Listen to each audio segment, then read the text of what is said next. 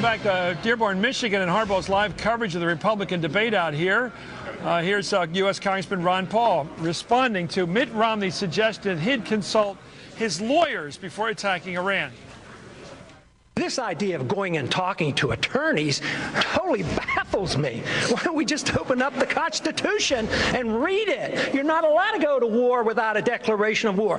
Now, as far as fleeting enemies go, yes, if there's an imminent attack on us, we've never had that happen in 220 years. The thought that the Iranians could pose an imminent attack on the United States is preposterous. There's no way. This is just this is just war propaganda. Continued war propaganda, preparing this nation to go to war and spread this war not only in Iraq but into Iran unconstitutionally. It is a road to disaster for us as a nation. It's a road to our financial disaster if we don't read the Constitution once in a while. We're here with Republican presidential candidate Ron Paul. You know, I just know that there are people all over the country jumping up and down with glee.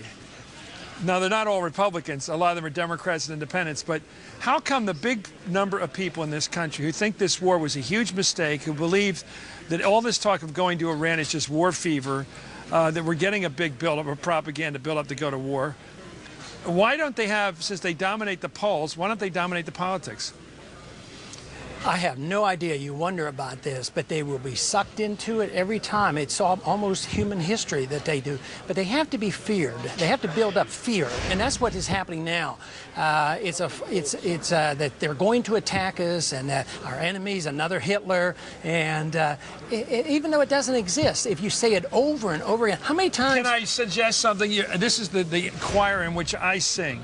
The Vice President of the United States went on Meet the Press and programs like it, one after the other, talking about the fact that Saddam Hussein, this third world dictator, had a nuclear weapon that he was going to put on some sort of balsa wood plane and fly over and kill us with it. And on that basis, a lot of people said, oh, I guess we got to go to war. That is true, and that means we should be more on guard, but we're not. That is history. I mean, this is the way it works. The governments have been doing this notoriously for a long, long time, and I'm just begging and pleading that people be alert. But, you know, in a way, we should be a little bit more optimistic about getting this message out. 70% of the American people want to come home from Iraq. Yes, but we're not coming home because the politicians keep voting to fund the troops, and they have a real problem in restraining presidential authority. Now, what did you make of the fact that Governor Romney said, when asked whether he thought the president could actually start a war for strategic reasons, attack the nuclear facilities in Iran? Clearly, that would have required a resolution because it would involve a situation where we decide that somewhere down the road this country is going to be a threat to us. Deliberate decision should be cleared by Congress, and he says I got to check my lawyer before I find out if I do that or not.